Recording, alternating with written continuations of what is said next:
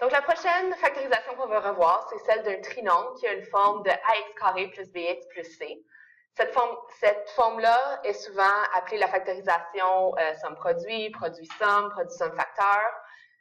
Puis, c'est en lien avec la première étape qu'on doit retrouver. Pour les étapes, on va voir que les coefficients A, B et C vont être bien importants. Faites attention, ce n'est pas A qui est toujours le premier coefficient. Ça se trouve toujours à être, par contre, le coefficient de notre variable au carré. Le B, c'est le coefficient de notre variable à l'exposant 1 et le C se trouve à être notre terme constant de notre trinôme. Donc, bien sûr, ceci est une forme qui est valide lorsqu'on a 3 termes. Premier critère. Si on a la forme, on peut ensuite continuer. La première étape étant de trouver deux entiers. Ici, je les ai nommés M et N, juste pour qu'on comprenne un petit peu où est-ce qu'on s'en va. Donc, le produit, c'est-à-dire le résultat de la multiplication, doit être égal à la multiplication de notre coefficient A fois notre temps constant C. La somme qu'on recherche doit être égale à B, c'est-à-dire lorsqu'on fait l'addition des deux entiers qu'on va trouver, il faut qu'on obtienne B. La deuxième étape va être dépendante de la valeur de notre paramètre A. Donc, on a deux grandes catégories. Si notre paramètre A vaut 1, alors on peut voir que la forme, dans le fond, va se simplifier à seulement x carré plus bx plus c. La beauté de ça ici, c'est que ça nous permet d'obtenir la forme factorisée beaucoup plus rapidement. Dès qu'on a trouvé nos entiers dans la première étape, on est en mesure de les substituer à l'intérieur de nos facteurs. Donc, notre premier facteur va être x plus m et notre deuxième facteur va être x plus n. M et n étant nos entiers qu'on vient de trouver. Bien sûr, le m et le n pourraient avoir des valeurs négatives. Si a n'est pas égal à 1 en ce moment, bien, l'étape va être différente. Il va falloir utiliser une étape intermédiaire où est-ce qu'on prend notre terme bx et on le décompose avec la somme. Donc, qu'est-ce qui nous permet de faire ça? Qu'est-ce qui nous permet de faire ça? C'est en lien avec l'égalité qu'on vient de trouver ici. Donc, si ça, c'est vrai, à ce moment-là, on peut affirmer si m plus n égale b, bien on sait que mx plus nx va être égal à bx. Donc, ça, c'est un fait qu'on est donc confiant de garder comme étant vrai. Donc, on n'a pas changé l'égalité de notre polynôme. Tout ce qui nous reste à faire en ce moment, c'est de terminer le tout. Puis ici, on remarque qu'on a 4 termes. Donc, on a déjà revu la factorisation par regroupement. Et puis, dans cette forme-là, lorsqu'on suit notre algorithme, rendu à cette étape-là, si on a trouvé la bonne valeur pour le m et pour le n, donc pour nos entiers, la factorisation par regroupement sera possible pour compléter la factorisation jusqu'au bout. Donc, allons voir quelques exemples. Donc, on nous demande ici de factoriser. N'oubliez pas que la première question reste toujours, dans tout notre algorithme, est-ce qu'on a un PGFC pour commencer? Donc, si on regarde notre exemple A, on va s'apercevoir que non, on n'a pas de PGFC. On va ensuite se poser comme question, on a combien de termes? J'ai 3 termes, donc il y a la possibilité, on regarde si j'ai un ax carré plus bx plus c. On voit que oui. Ici, bien sûr, les valeurs de b et de c sont négatives, mais ça fonctionne aussi. Maintenant, l'étape intermédiaire, qui était peut-être obligatoire dans le passé, ne sera plus nécessairement obligatoire, mais on peut quand même l'utiliser pour se remettre dedans. Donc, si je regarde ici, le produit que je recherche, ça va être mon A fois mon C. Maintenant, mon A vaut 1. Donc, c'est A fois 1 fois moins 24 qui donne moins 24. Mon B va me donner ma somme. Donc, j'ai une somme ici de moins 10. Donc, si je regarde ça ici, ce que j'essaie de trouver, ce sont des entiers qui vont correspondre à ces deux égalités-là en même temps. Je vous suggère de toujours commencer avec le produit parce qu'il y a beaucoup moins de possibilités pour les produits que pour les sommes. Par exemple, pour la somme de moins 10, je pourrais par exemple prendre moins 1 million 10 plus 1 million, puis ça me donnerait cette bonne somme-là. Tandis que moins 24, comme produit, la multiplication de deux nombres est beaucoup plus limitée. Donc, si on regarde ça ici, plusieurs personnes vont regarder 24 et vont regarder 10, vont dire « Ah, je sais tout de suite, mes entiers, c'est 4 et 6. » Remarquez par contre que ça ne fonctionnerait pas avec les signes ici. Si je mettais 6 fois 4, bien, premièrement, ça ne donnerait pas moins 24. Dès qu'on a un produit négatif, on sait qu'il faut que un ou l'autre des entiers soit négatif, pas les deux, puis les deux ne peuvent pas être positifs non plus. Donc, des fois, on va se dire, OK, mais c'est pas grave, juste ajouter un négatif à un de mes deux. Non. Le problème entre ici lorsque j'essaie de faire une addition. Mais si on regarde vite et on ne fait pas attention à nos opérations, on pourrait peut-être penser que ça donne moins 10. Mais en vérité, si j'ai 6 plus moins 4, je suis rendue à 2. Ça ne fonctionne pas avec les deux choses recherchées. Donc, il faut que je revienne en arrière et puis que j'aille chercher d'autres entiers. Si vous avez de la difficulté à les trouver, ma meilleure suggestion, c'est d'y aller de façon systématique, comme je dis. Donc, de façon systématique, ça veut dire littéralement essayer 1 fois quoi donne moins 24, 2 fois quoi donne moins 24, ainsi de suite, pour arriver au bout. En faisant ça ici, je m'apercevrais que 2 et 12 sont des facteurs qui donnent 24. Maintenant, je sais que je vais en avoir un des deux qui est négatif. Pour faire mon choix, je vais aller regarder ma somme. Si je sais qu'en additionnant les deux, il faut que je finisse dans les négatifs, ça veut dire qu'il faut que ce soit le plus grand des deux nombres qui soit négatif. J'essaye. Je m'aperçois que oui, ça fonctionne bien. Oups! Ça fonctionne bien dans les deux cas. Et puis, je peux donc utiliser ces nombres-là directement à l'intérieur de mes facteurs, parce que bien sûr, on est dans la situation où est-ce que mon A est égal à 1. Donc, je peux tout de suite bâtir mes facteurs. Donc, x plus mon premier terme fois x plus mon deuxième terme. Donc, plus moins 12, ça s'écrit plus rapidement comme plus moins 12. Et on a terminé notre factorisation. On va faire la même chose pour le prochain. Premièrement, y a-t-il un PGFC à tous mes termes? On voit que non. Donc, je vais tout de suite avec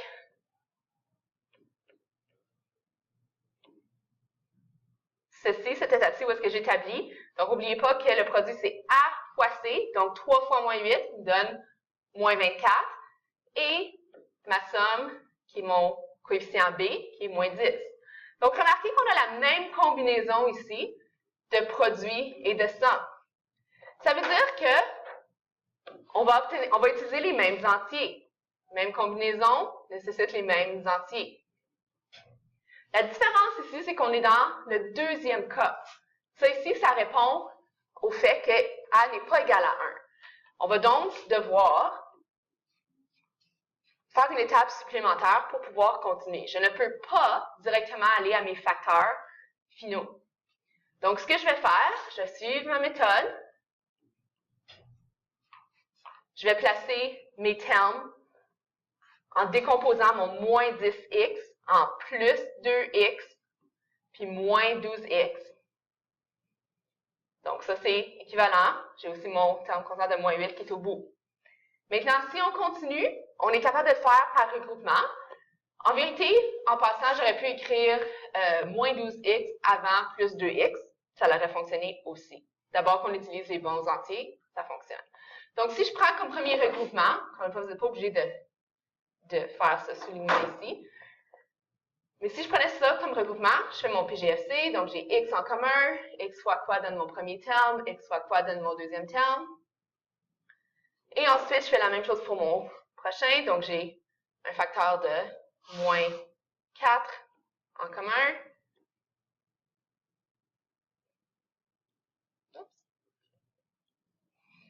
Et comme on voit, on a maintenant deux termes, on n'a pas fini notre factorisation. On continue avec un prochain PGFC où est-ce qu'on a le binôme 3x plus 2 en commun à mes deux termes. Et je peux compléter avec ce qu'il restait en multiplication. Maintenant, on a quelque chose en multiplication avec quelque chose d'autre. On a terminé notre factorisation. On continue. Prochain exemple. Donc, si on regarde ici, encore une fois, première question, y a-t-il un PGFC? Différence étant ici que la réponse est oui. Oui, il y a un PGFC. Donc, je vais mettre en évidence mon PGFC. Et je vais compléter ma factorisation. Maintenant, où est-ce que j'ai mon trinôme de la forme ax carré plus bx plus c? C'est uniquement ici. qu'elle se retrouve. Donc, c'est de ça que je vais retirer mon A, mon B, mon C, qui va m'aider avec produit et somme. Donc, si on est dans la situation où est-ce que mon A est égal à 1, donc on sait qu'on va pouvoir y aller un petit peu plus au raccourci. Donc, ici, mes entiers, ça serait moins 4 et 3. Ça veut dire qu'à cause que mon A est égal à 1 ici, OK, je suis capable d'aller directement à mes facteurs. Maintenant, plusieurs personnes se posent une question. Qu'est-ce qui arrive à mon facteur 2 que j'avais devant? Il n'a pas disparu, il est encore là, il fait encore partie de mes facteurs finaux. Donc, c'est à ce moment-ci que j'aurais terminé. Si je fais la même chose pour la prochaine question. Première question, PGFC, y en a-t-il un? Oui, il y en a un. C'est un PGFC de 6. Ensuite, je vais continuer ma factorisation PGFC en posant comme question, on se rappelle bien, par quoi doit être multiplié mon PGFC pour obtenir chacun de mes termes précédents. Donc, voici ce que j'ai comme trinôme qu'il me reste dans mon facteur. C'est factorisable davantage, donc je vais continuer. Donc, si j'ai un produit qui donne 10 et j'ai une somme qui doit donner moins 7, donc si on pense à nos facteurs ici, pas nos facteurs, mais plutôt nos entiers, on va avoir la combinaison de moins 2 et moins 5. Rappelez-vous que 2 négatifs en multiplication donnent un nombre positif. Donc, on a pu arriver à la combinaison gagnante ici. Voici ce qu'on a. Maintenant, remarquez qu'on n'est pas dans la situation où est-ce que mon A a une valeur de 1. On a plutôt une valeur de 2. Donc, il va falloir qu'on aille avec ces étapes-là pour continuer. Donc, je vais encore une fois décomposer mon terme du centre, mon BX, avec ma combinaison d'entiers qu'on a trouvée. Ici. Regardez que c'est bel et bien équivalent. Il n'y a rien qui a changé dans tout ça. Maintenant, je continue. Encore une fois, il va falloir que je fasse des regroupements. Donc, si je regroupe ces deux premiers termes-là, n'oubliez pas que notre facteur 6 est encore là. Il va y avoir des parenthèses internes, donc je vais utiliser des crochets, des parenthèses carrées pour englober tout ce que je vais faire par la suite. Donc, dans ce premier regroupement-là, on a un PGFC de 2x. Je complète cette factorisation-là. N'oubliez pas, 2x fois quoi donne moins 2x. C'est pas juste rien, c'est fois moins 1. Ici aussi, remarquez qu'ici, on aurait le choix de factoriser soit un PGFC de 5 ou un PGFC de moins 5. Mais on sait aussi qu'il faut qu'on obtienne le même binôme de x moins 1. C'est ça qui fait notre décision de factoriser moins 5 à la place de juste 5. Parce que quand on va compléter, on va obtenir ce qu'on recherchait, qui est d'avoir un autre PGFC qui a la forme du binôme x moins 1. Presque terminé. Il me reste à finir ma factorisation. Donc, j'ai x moins 1 en commun. Pour obtenir mon premier terme, c'est 2x. Mon deuxième terme, c'est moins 5 en multiplication. Et voici, on voit qu'on a tous des facteurs qui sont chacun en multiplication. Donc, on a bel et bien terminé notre factorisation. Quelques autres exemples qui sont un petit peu plus particuliers. Donc, l'exemple E ici, on n'a pas de PGFC, on s'est posé la question, on continue. Ici, c'est un petit peu plus difficile de voir qu'on a bel et bien la forme ax carré plus bx plus c. Donc, ici, si on interprète notre variable x comme étant notre variable dominante, on va pouvoir établir le fait que, ici, ça pourrait s'écrire de la façon suivante. Je pourrais avoir, dans le fond, 1x carré moins 6y fois x plus mon 5y carré. Si je veux comparer ça à ma forme ax carré plus bx plus c, bien, on verrait que dans le fond, dans ce cas-ci, ce serait comme si mon a avait une valeur de 1, mon b, c'était tout ce qui était en coefficient devant mon x, donc ça serait moins 6y, et puis mon c, À ce moment-là, il faut que j'interprète mon y comme si ce n'était pas une variable, mais comme si c'était juste faisant partie de mon terme constant. Donc, mon C, ça serait 5y carré. Maintenant, la procédure pour continuer après ça devient la même. Qu'est-ce que j'ai? Bien, je veux avoir un produit qui correspond à A fois C, donc 1 fois 5y carré, puis une somme qui donne moins 6y. Remarquez ici que la beauté de tout ça, c'est que notre processus ne va pas vraiment être plus difficile. Qu'est-ce qui donne un y carré en multiplication? C'est un y fois un y. Puis en addition, on a besoin des termes semblables. Donc, y plus y, ça va me donner d'autres y. On voit donc que tout ce qui nous reste vraiment à figurer, ce sont les entiers, comme on a fait auparavant. Donc, si je cherche un produit de 5 et une somme de moins 6, je vais utiliser les entiers de moins 1 et de moins 5. On va s'apercevoir que ça fonctionne pour notre combinaison complète. Un beau nuage. Tout ce que je mets dans ce nuage en passant, c'est des choses auxquelles on peut penser, qu'on n'a pas nécessairement besoin d'écrire, qui ne font pas partie de la solution algébrique comme telle. Donc, une fois qu'on a ça, remarquez que notre A a une valeur de 1, donc on est en mesure d'aller directement à nos facteurs. Puis nos facteurs ici, à la place d'avoir juste x plus un entier, bien, l'entier, entre guillemets, en question, le premier, ça serait moins un y, donc juste moins y. Puis le deuxième, ça serait moins 5y.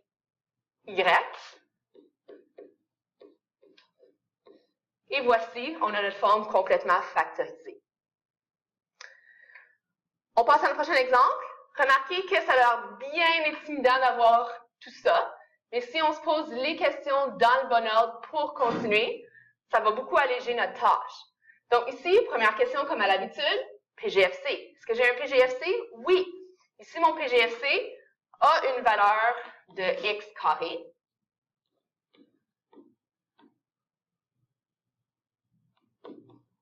Je complète cette factorisation-là. Et encore une fois, si on regarde ce qui nous reste par la suite, on a un petit peu une combinaison qui est semblable à notre exemple E, dans le sens qu'il semble y avoir deux variables. Donc, s'il faut qu'on choisisse la variable dominante qu'on veut utiliser, si j'utilisais la variable A, à ce moment-là, qu'est-ce que je dois garder en tête? C'est que le produit que je recherche, ça serait donc 2 fois tout mon 4b. Donc, ça me donne 8b au carré. Donc, c'est mon A fois mon C.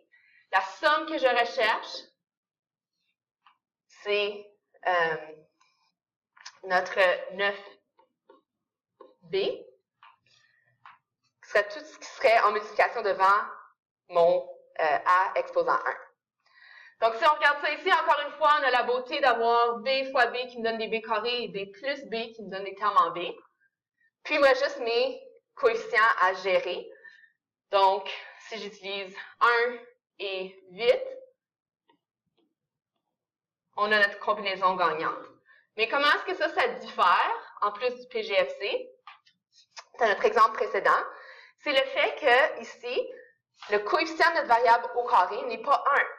Ça veut dire qu'il faut qu'on aille avec notre méthode un petit peu plus au long, qui va utiliser le regroupement. Donc, si je continue avec ça,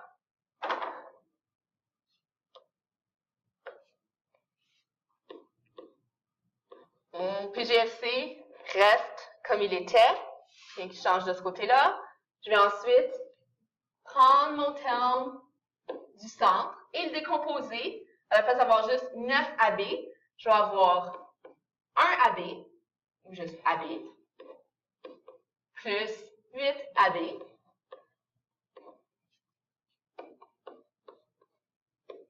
et je vais continuer jusqu'au bout. À partir d'ici, je suis capable de terminer avec mon regroupement. Donc, en commun ici, j'ai A. En commun dans mon deuxième regroupement, j'ai 4B.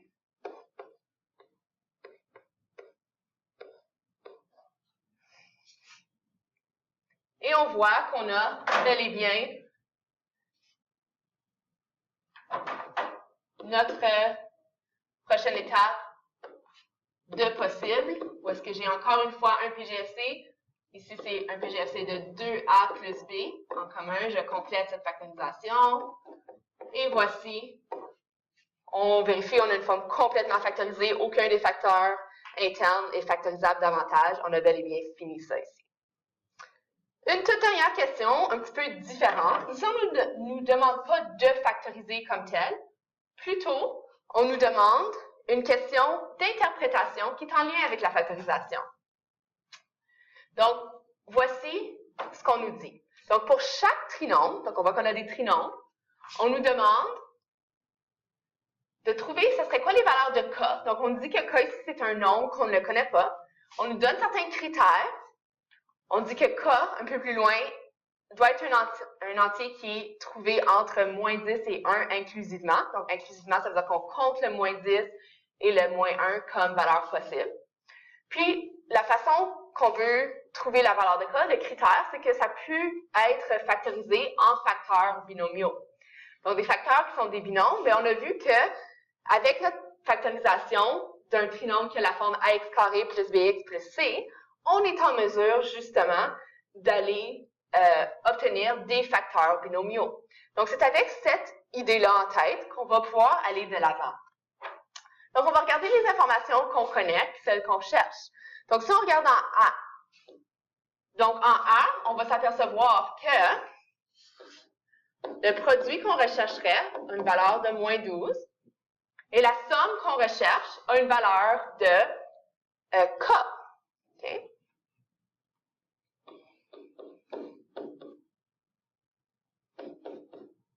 Donc, comment est-ce qu'on procède ici? Bien, on va y aller avec notre information complète qu'on connaît.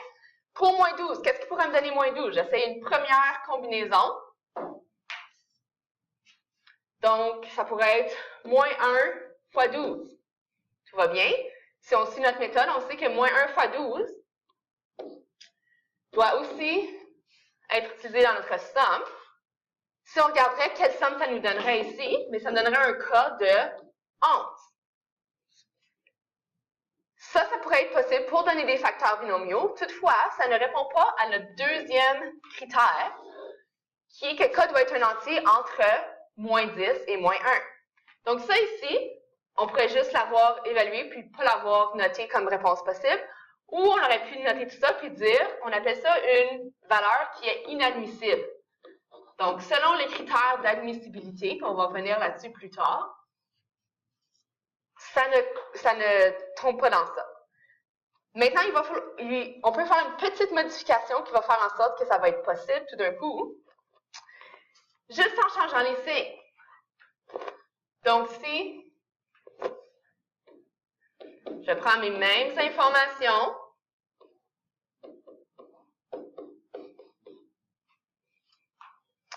puis j'utilise presque mes mêmes entiers, et maintenant, je vais m'assurer que je m'arrange pour que mon K donne une valeur qui est alors entre moins 10 et moins 1. Bien, je serais déjà plus proche si j'avais 1 et moins 12. 1 et moins 12, bien, si je regarde le cas que ça me donne, au moins je suis dans les négatifs. Est-ce que c'est admissible en ce moment? Non, parce que ce n'est pas entre moins 10 et moins 1. Donc, à la place de continuer avec des valeurs là, qui continuent à être inadmissibles, qu'est-ce qu'on peut faire? C'est juste faire ce processus-là dans notre tête et puis noter les valeurs qui fonctionnent. Donc, si je continue, on avait déjà, par cet exemple-là, pensé au fait que le plus grand des deux nombres en multiplication doit avoir le négatif. Donc, si j'utilise 2 et 6, à ce moment-là, je sais que ça va être le 6 qui va devoir être négatif pour avoir une chance que ça fonctionne. Ça donne moins 4. Moins 4 est une possibilité entre moins 10 et moins 1. Et bien sûr, on continuerait de la sorte pour trouver les autres possibilités. Par exemple, je pense à 3 et moins 4. 3 fois moins 4 donnerait moins 12. 3 plus moins 4 donnerait une valeur de K qui se trouve justement entre moins 10 et moins 1. Et ça serait d'y aller comme ça avec tous les facteurs qu'on peut trouver. Si on regarde notre prochain exemple, Je vous invite à arrêter puis essayer de le figurer par vous-même. Puis ensuite, vous pourrez continuer la vidéo puis regarder la correction. Donc ici, qu'est-ce qu'on connaît? Encore une fois, on va parler de somme produit pour obtenir des facteurs binomiaux. Notre produit ici est de 2K et notre somme est de moins 5. Donc ici, il faut que je continue avec mes possibilités. Donc par exemple, si j'essaye quelque chose qui me donnerait une somme de 5, bien à ce moment-là, si j'essaye, je ne sais pas, il y a tellement de possibilités pour ça ici. Donc je pourrais essayer moins 7 et plus 2. OK? Pas grand-chose de changer. Moins 7 et plus 2. Si je fais la multiplication, moins 7 fois plus 2. Ici, remarquez que si je continue, moins 7 fois plus 2, ça me donne moins 14, qui est égal à 2K. Ici, ce n'est pas directement la valeur de K. Il va falloir que j'ajoute à mon processus. Donc ici, il va falloir que je vienne isoler mon K. Vous pourriez faire cette étape sans noter le divisé par 2 de chaque côté, mais c'est ce qu'on fait dans notre tête. Et j'obtiens un K de moins 7. Donc, on voit qu'ici, c'était bel et bien une possibilité.